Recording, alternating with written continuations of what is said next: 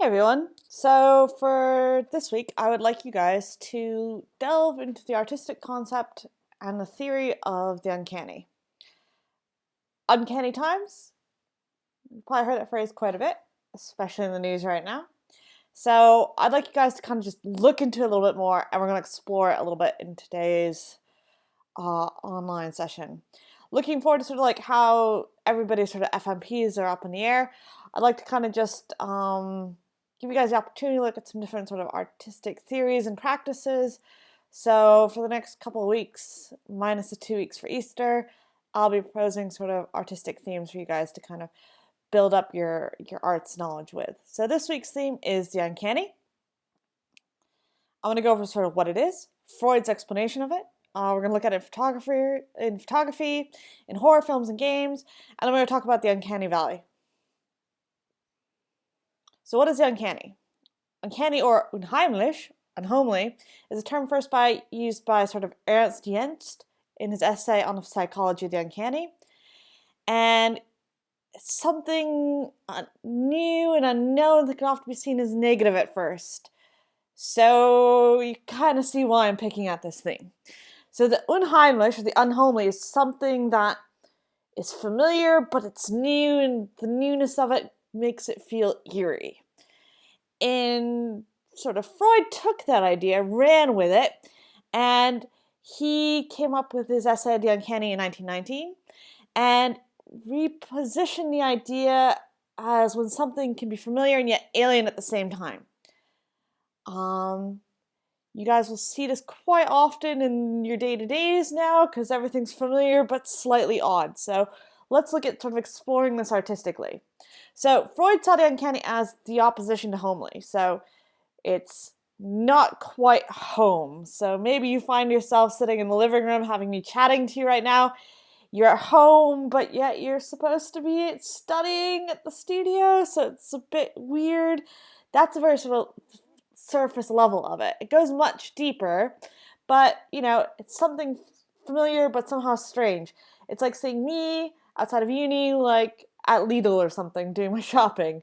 It's, me, but I'm out of context for what you normally see me as doing and the role that I'm normally in. There's also sort of a secretive side to the uncanny, something so concealed or private. So the idea that you'd be seeing something that maybe the person doesn't want you to see revealed. For example, the idea of maybe seeing a politician sneaking into a hotel room with a mistress or something. It's that sort of level of, it's something that's doesn't want the whole world to know, but it's part of that person's identity. The unheimlich, therefore, is not just known, but it's also the unknown. He argued that it was something that was sort of hidden or repressed. He saw this as sort of a thing that was frightening. That a class of frightening, which leads back to what is known, old, and long familiar.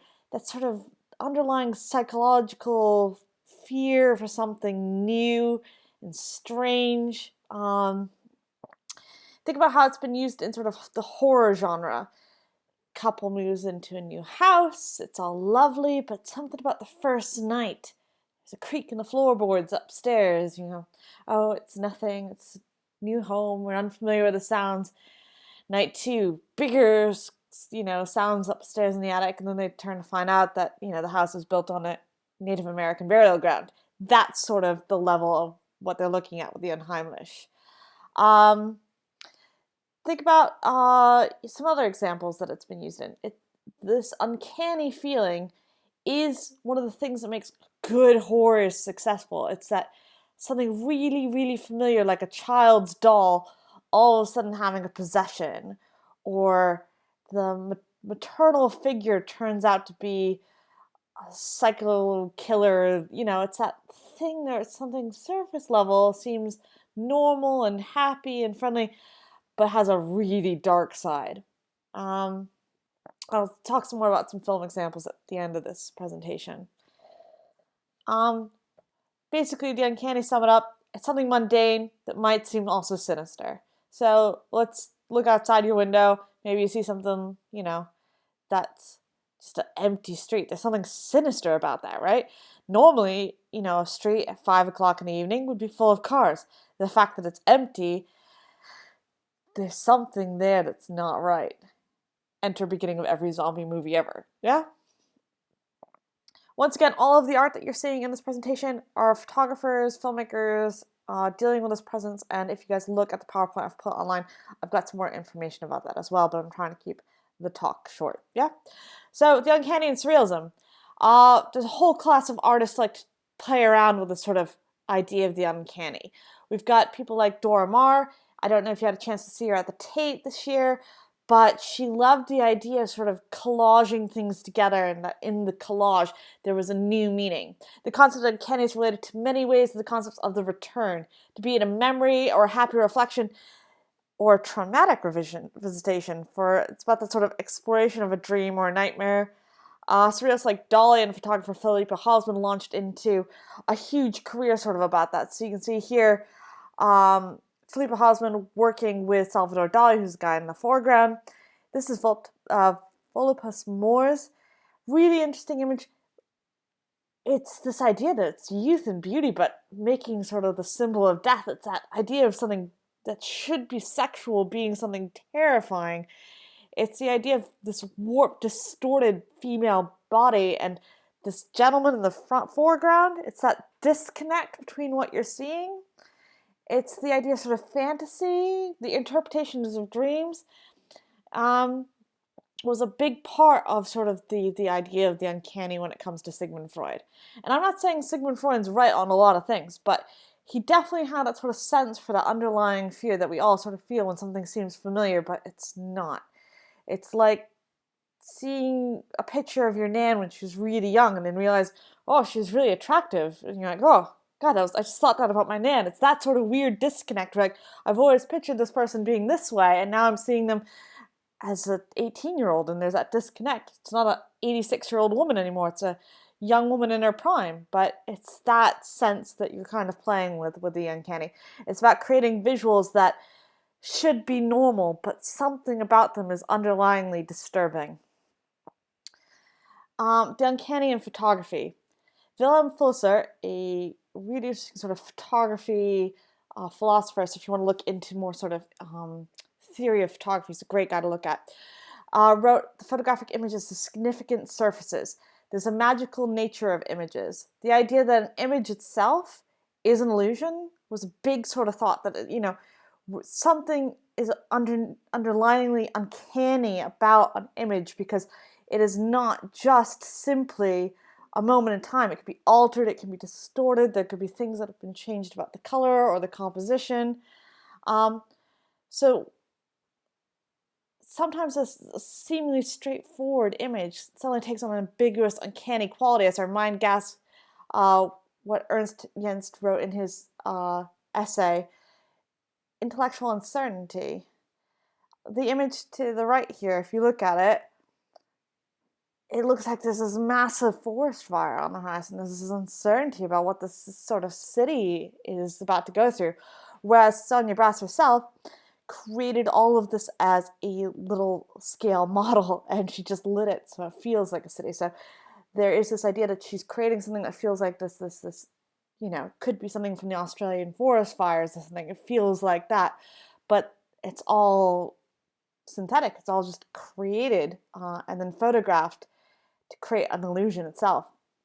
And look at the magical surfaces, the uncanny exposition at the Parasol unit. In the description of this video and on my UCA and on the Slack app, I've put the link to that, plus a video tour of it, and I go in more detail how this image was produced. But it's the idea that the image itself looks really disturbing. You think, oh my gosh, look at that fire. Sort of a sense of dread from what you perceive that image to be. That's something you guys can play around with, the sort of concept of the uncanny, something that, on the surface could be horrific or could be really pleasant, but the more you look at it, the more you start investigating the image, there's something else in that.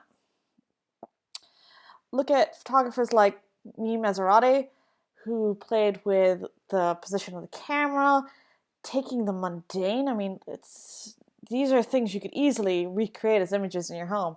Look at the image of the medicine cabinet, or this image here where the figure appears to be on the ceiling, but just simply because the image is rotated around, it's actually the floor. And that sense that it takes you a while to actually interpret what's actually happening in the image that makes it seemingly uncanny. It's that sense that it's something really mundane, but there's something about how it's presented which makes it feel slightly supernatural. The way the chair almost seems to be balancing on this makes it feel like she's floating up towards the ceiling there. So it's that sort of playing with optical illusions in a sense. She also likes to play with mundanity. So the idea, what if you wore all your clothes on your head and just did mundane things around the house, like putting a new DVD into the DVD player with your dog, or chilling out on the sofa with your cat. Isabel Wenzel uses herself in most of her photographs and kind of likes to look at the fact that, she still has a day job as a professional photographer, but using sort of flash photography to get these really harsh shadows and these sort of synthetic materials to get these highlights and the sort of just mundanity of the paperwork and the way it's skewed and presented with the human form creates new context. So you can consider exploring that. You go a little bit further back to the photographer John Steziker. He used collage, so he found old images, and then the fact that how you put two images together creates a new dialogue within the two images. There's something here that's a little bit more interesting than just the singular images themselves. There's a dialogue between her gaze and his face. There's a relationship there that you want to explore. That sort of idea that you change the context when you can collage two images together. He liked the idea of trying to find new sort of forms and how the eye likes to see a face. So if it perceives something to be a human head, it's going to interpret the image as part of that face. So his face now has the bridge of his eyes, yeah? And how this cave becomes part of her facial landscape. It's the idea that you're playing with what the brain tries to interpret as a face and looking into it and creating that sort of context between the two. And it's a very simple exercise, and you can try this at home yourself by taking, images that don't belong together and putting them on top of each other and seeing how just the moment you overlay two images, how that creates a different dialogue than just simply a single image on itself. A few of you guys have started to explore a little bit with collage, but especially since you don't really have a studio practice right now, collage is a huge part of sort of that next sort of thing you could be doing at home to explore photography. There's a great number of photographers that work with archival footage, and there's a great number of resources out there to kind of look and archivally put new images together and create new context, like Steziker has done. Brooke, I love her work. You can follow her on Instagram. Loves playing with suburban ideals and that sort of nuclear family. The nuclear family you kind of see in sort of like shows like The Simpsons. It's the 2.5 children, middle class, suburbia. And that's where the sort of weirdness to her photos come from. It's that wallpaper that you probably see like in like an older person's home. It's the white picket fence that's so Americana. It's a hayfield. And honestly, if somebody recreates this image and gets your neighbors to freak out, I will, hats off to you. It's great. It's that sense of absurdity that is in these images. It's something that's so pastoral, so American landscape, so British, whatever it is, and then just doing something slightly out of the ordinary. So as you're going on your one day allotted exercise, consider maybe there's something you can do that might capture the sort of scenery you're in and subvert that in some way, like she's done with these images. The uncanny and fantasy. That was a big part of sort of Freud's philosophy. that the individual present on the spot, but the phantom itself changes into different concrete images and narratives. An experience Freud invites to be sort of the transformation of thought into experience. So I'm really interested in what Freud would have thought about sort of VR, where you're actually putting yourself into somebody else's creation and you're experiencing that, because your brain actually interprets VR experiences as if you're actually there. It goes in the same part of your memory bank as actually visiting a place, whereas normally watching videos and films, that gets stored in a different part of the brain. So there is that sort of experiential thing that's becoming really present in sort of new media. And Freud always found this sort of fantasy in art. Initially, Freud was convinced that the writer or artist owned investment in the fantasy, but then he became interested in the effect that the artistic text on the audience or the reader had. So, he's quite interested in how the reader might visualize themselves inside the work, whether it's a film, a book, or animation. I would have loved to have seen what Freud would have thought about sort of fanfic or, God forbid, cosplay. The idea that an artist creates a world and other people actually want to live inside that world, and how that changes the artist's original interpretation is actually a really interesting part of that uncanny, where they're taking something that's fanciful and creating that as a familiar place for them.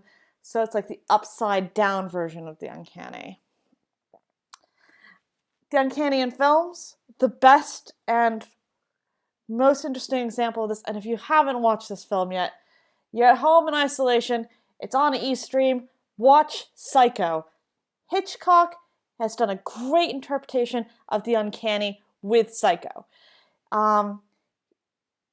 It's really the first sort of psychoanalytical horror film, this. Beforehand, horror films were sort of slasher genres, very sort of simple. Don't smoke pot because the guy's gonna kill you, and if you have premarital sex, you're gonna die.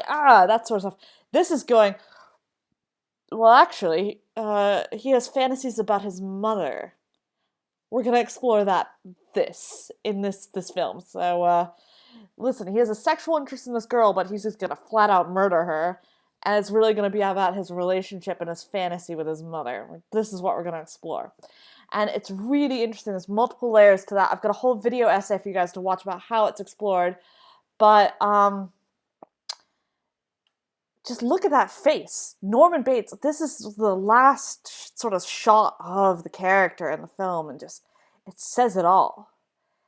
It's a guy, he's sitting there, there's something familiar about it, but there's something underliningly disturbing. And you'll see this sort of captured by other filmmakers trying to give a nod to this. You see it a bit in the Joker film. It's the fact that sort of at times he could be both personalities. Norman Bates. He could carry on conversations. At other times, the mother half took over completely. Now he was never all Norman, but he was often only mother.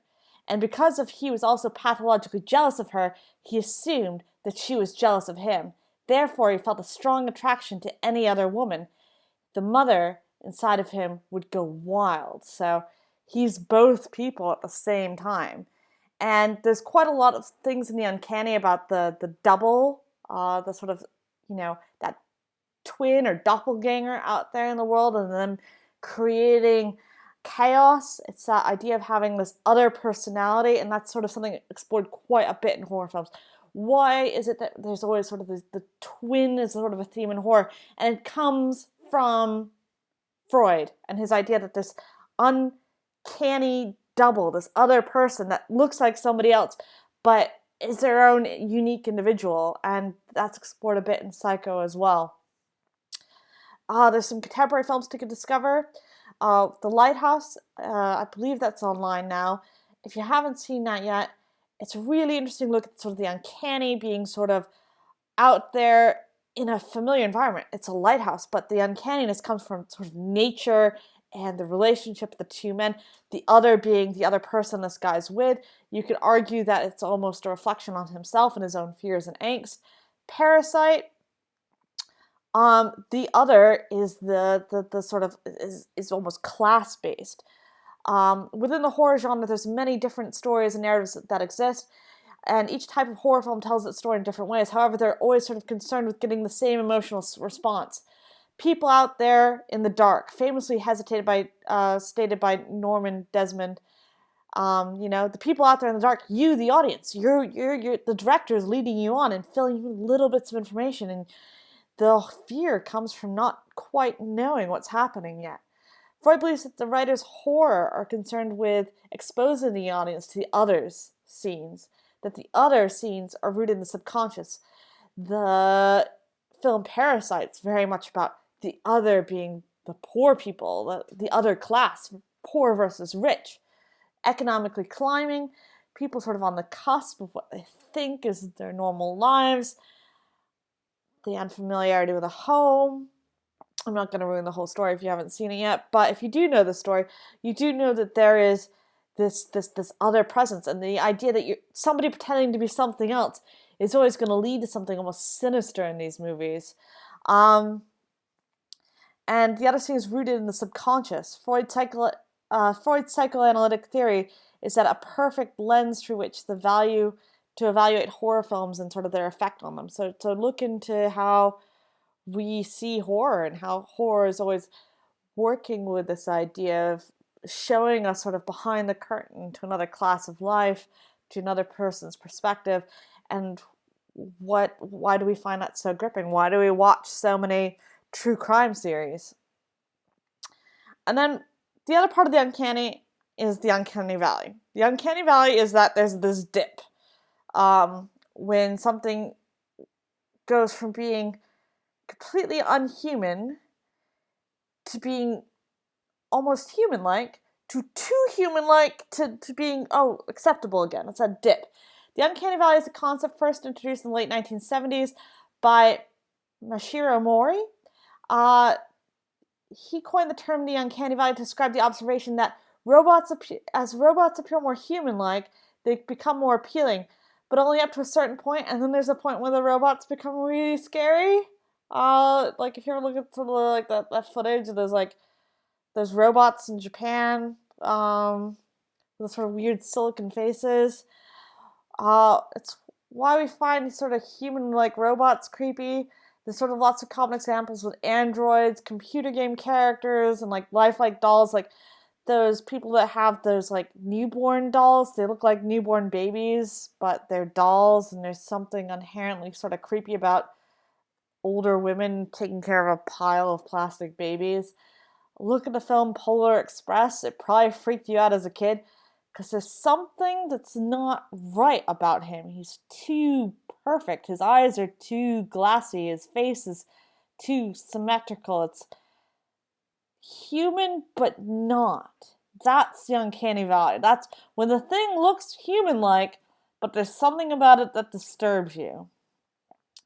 It's a very popular theme in sort of sci-fi and video games.